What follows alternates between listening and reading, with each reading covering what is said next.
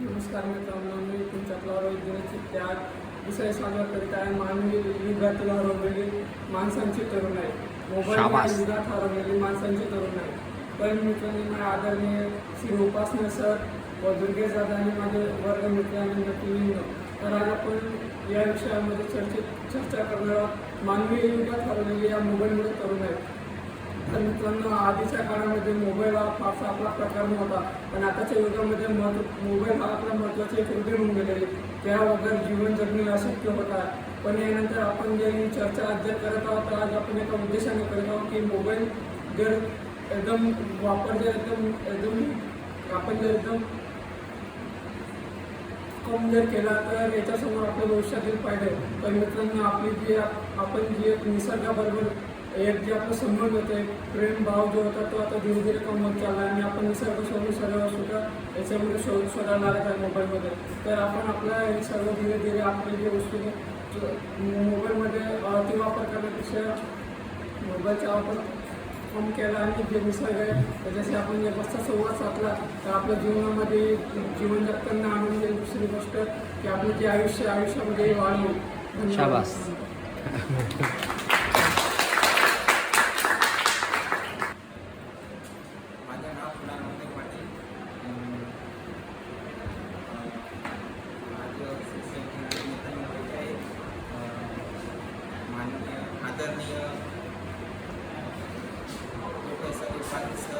शाबास.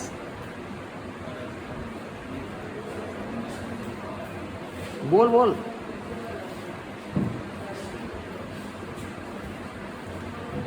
आदरणीय उपाध्याय सर,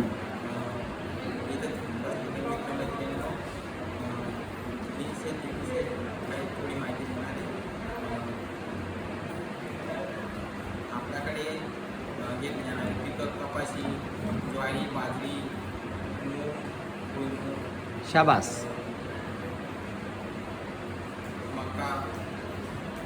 कपाशी पावसाळ्यामध्ये जून महिन्यामध्ये लागवड केली जाते आणि परत नंतर कपाशी हिवाळ्यामध्ये, ज्वारी, बाजरी, हरभरा कमी पाण्याने येतो सर, बिना पाण्याचा कमी शकतो हरभरा हिवाळ्यामध्ये.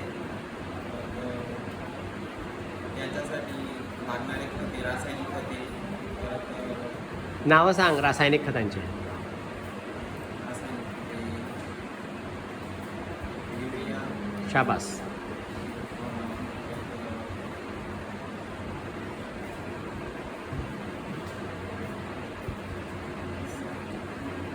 थँक्यू.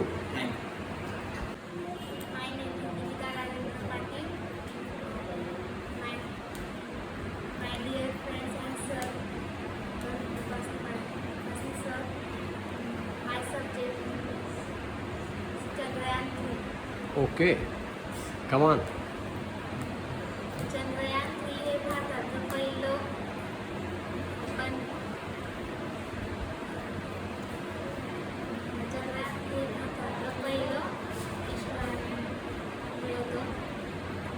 दक्षिण ध्रुवावर ते पहिल्यांदा लॉन्च झालं होतं. अच्छा. भारताने फर्स्ट टाइम ते लॉन्च केलं होतं. बरोबर आहे, बोल. चंद्रयान 3 हे 28 जुलै 1923 ह्या दिवशी गेलं होतं आणि 23 ऑगस्ट 2023 मध्ये ते तिथे लॉन्च झालं होतं.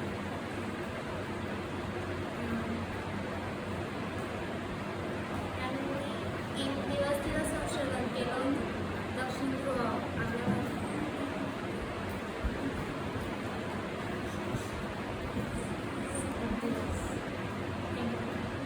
ओके. माझं नाव दीपाली सुनील सूर्यवंशी आणि उपासना सेवेला आणि माझी माहिती. बरोबर बोलते, छान. माझा विषय शेतीमध्ये आपण जून महिन्यामध्ये कापूस लावतो. आमच्या शेतीमध्ये आता कापूस लावला आहे, मका लावला आहे आणि हिवाळ्यामध्ये आम्ही मका लावतो, त्याला भुरड्या देतो आणि भरतो. आणि इथं उन्हाळ्यामध्ये कापूस लावला त्याला युरिया, पोटॅशियम ते मारतो, तेव्हा त्याची वाढ होते. ते पण येतं मला. Okay. Good morning to one and all. My name is Nitushwar Patil, and my subject is healthy diet. Respected sir and my dear friends, today I am going to tell about how to maintain a healthy diet in our daily life. It is very important because it gives us a strength and power to be. And for maintaining a healthy diet, we must obtain and nutrition like protein, vitamin, minerals and fat. Because of it we get energy and strength. By eating healthy food like eggs, fruits, vegetables, drinking more water. So it is very important to conclude this diets in our daily life because it makes our body physical and mental strong. And it is very important, exercise and yoga is very also important because it strengthens and it makes our body and mind fresh and active. Thank you very much. Thank you very much. Yes.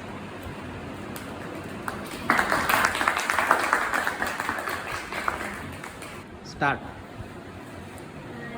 झाडे आपल्याला oxygen देतात, ते देतात carbon dioxide accept करतात.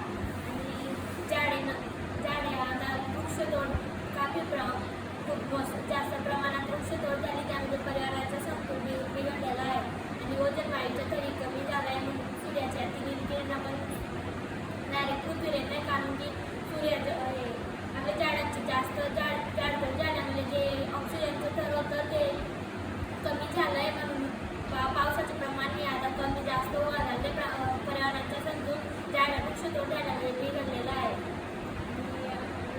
वृक्षतोड केल्याने जे carbon dioxide absorb झाड करतं ते कमी झाल्यानंतर ओझोन वायूचं थर पृथ्वीच्या वरती असतं, त्या ओझोन वायूचं स्तर कमी झाल्यामुळे ते सूर्याच्या अतिनील ओझोन वायू ते कमी करतात. ओझोन वायूचे स्तर डायरेक्ट पृथ्वीवर आल्यामुळे पृथ्वीला त्याचे धोकादायक होतात. ओके. सना, आपण ज्यावेळेस बोलायला जातो कुठे पण कधी पण, त्यावेळेस आधी जे आपले गेस्ट असतात त्यांचे नावं घ्यायचे. आता इथे मी आहे समजा, तर मग आदरणीय उपासनी सर आणि माझ्या मित्रमैत्रिणींनो अशी सुरुवात करायची. ओके. आणि बायोडायव्हर्सिटीबद्दल तू बोलली, झाडं जगवले पाहिजे. तर मग झाडं जगवले तर काय फरक पडेल आणि झाडं नसली तर काय फरक पडतो? झाडे नसतील तर त्यामुळे झाडांमध्ये थंड हवेचं प्रमाण वाढतं, त्यामुळे ढग तयार होतात. हां. ते ढगाचं प्रमाण कमी झालं तर पाऊस कमी प्रमाणात होतो. बरोबर. झाडं कमी असल्यामुळे उष्णता वाढते जास्त आणि ओझोन वायूचं डिप्लिशन झाल्यामुळे उष्णता जास्त वाढते आणि उष्णता जास्त वाढल्यामुळे पाण्याची वाफ जास्त होते. पाण्याची वाफ जास्त झाल्यामुळे ढग जास्त होत आहे आणि पाऊस जास्त पडतोय की समुद्राची पातळी वाढते. आणि उष्णता जास्त झाल्यामुळे काय होतं आहे, अजून हिमालयामध्ये जे बर्फ आहे ते पण वितळतं आहे, त्यामुळे अजून पाणी वाहत आहे. अजून पाणी वाहिल्यामुळे काय होतं आहे की समुद्राची पातळी वाढते. मुंबई बुडून जाईल, सिंगापूर बुडून जाईल, अशी परिस्थिती समोर येणार आहे असं सांगितलं आहे. ठीक आहे, चला नेक्स्ट या. स्टार्ट. इथं उपस्थित असलेले माननीय प्रोफेसर उपासनी सर आणि माझे मित्रमैत्रिणी, मी असं मला काय खायला पाहिजे आणि काय नाही खायला पाहिजे ते आपण आधी त्याच्यावर तुम्हाला सांगणार आहे. शाबास. तर आपण जरी हिरवे भाजीपाले जे खाल्ले तर त्याच्यामध्ये विटॅमिन्स असतो, त्या विटॅमिन्स आपल्या शरीरासाठी म्हणजे फायदेमंद असतात ते आपल्या शरीरासाठी. आणि जर आपण पोळी खाल्ली त्याच्यामध्ये कार्बोहायड्रेट असतो. शाबास. कार्बोहायड्रेट्स पण आपल्या बॉडीसाठी काही इम्पॉर्टंट असतो, आपण ते खायला पाहिजे. आणि जरी आपण काही फळ खाल्ले, केळं जे असतं त्याच्यामध्ये प्रोटीन असतो, ते आपल्या शरीरामध्ये मसल्स गेन करतो असतो.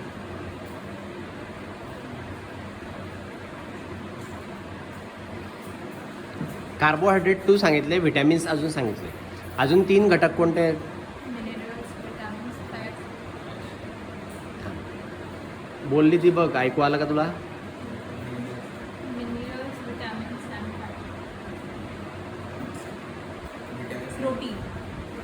हां ठीक आहे चालेल. आज टीचर्स डे आहे, तर त्याबद्दल तुम्हाला 2 शब्द आशीर्वादपर म्हणून सांगतो.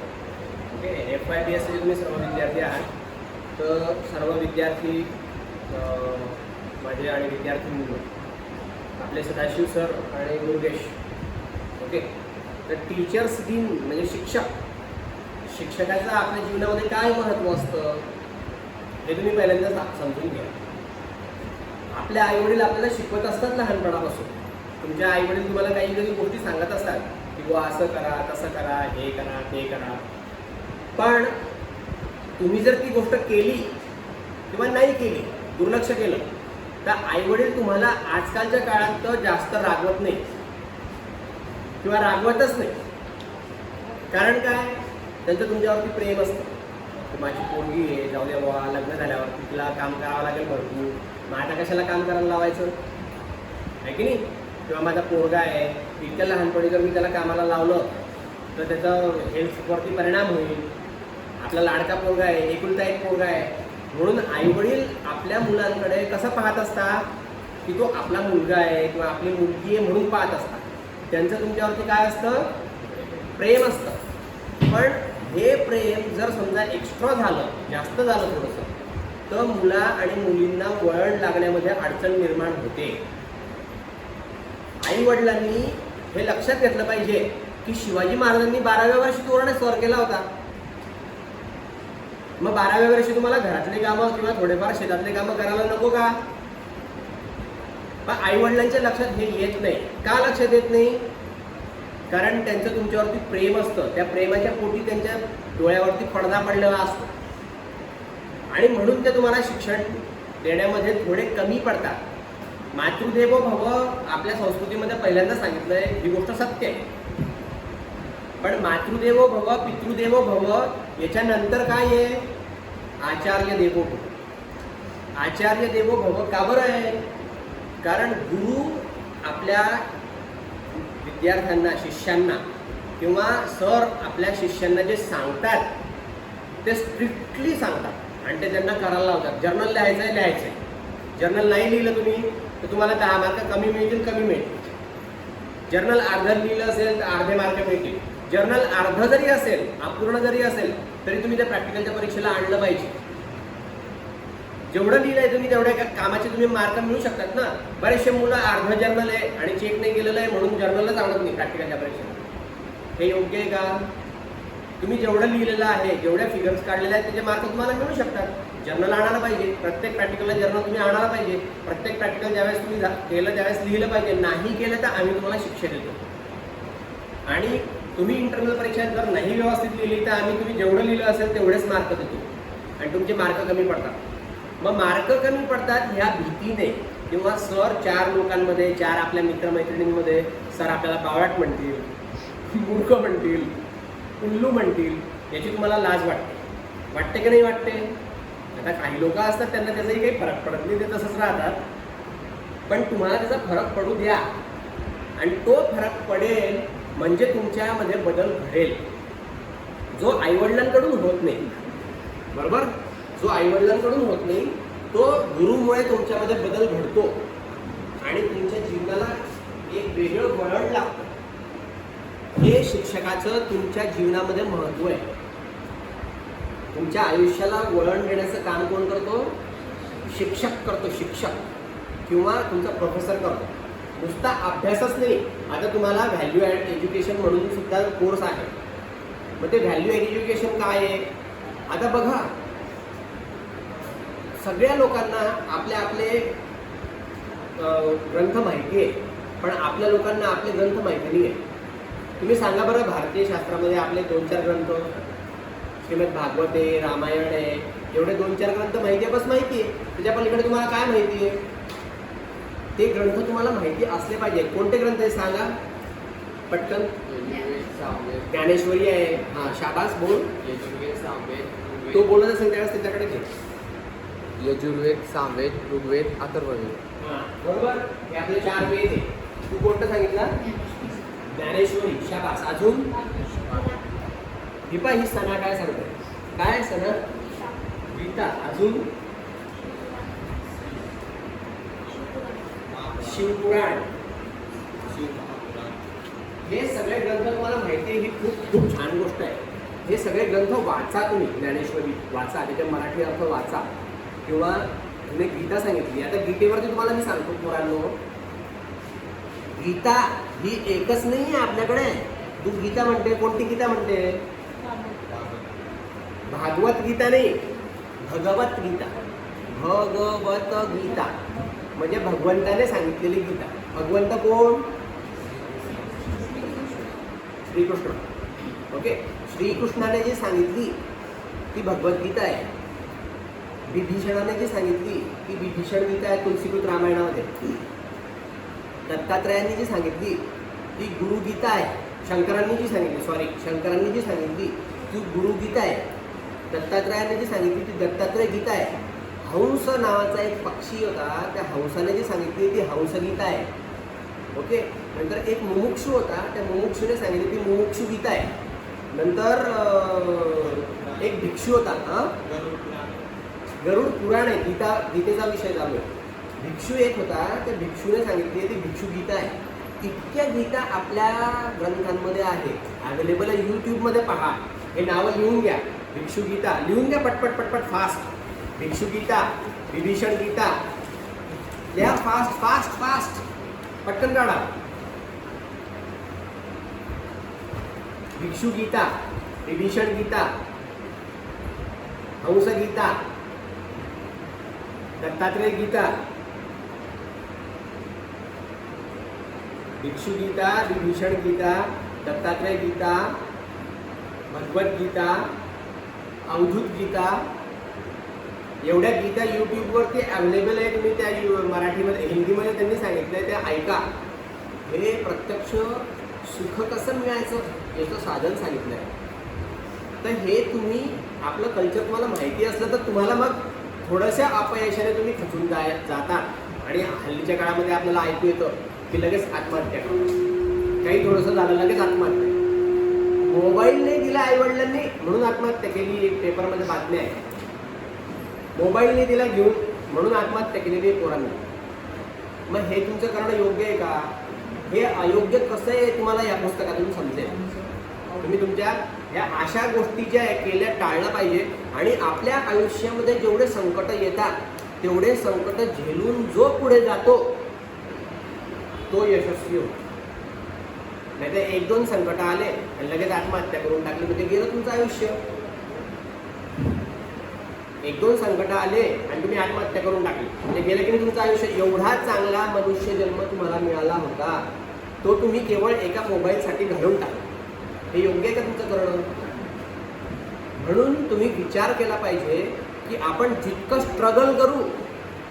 मी तर तुम्हाला असं म्हणतो की तुम्हाला ज्या फॅसिलिटीज मिळत असतील, तुम्हाला ज्या काही अवेलेबिलिटी मिळत असतील किंवा तुम्हाला जे रिसोर्सेस मिळत असतील ते कमी मिळाले तरी चालतील. उलट तुमचे कष्ट तुम्ही जास्त करून जर बनले ना तर तुम्ही चांगले बनाल.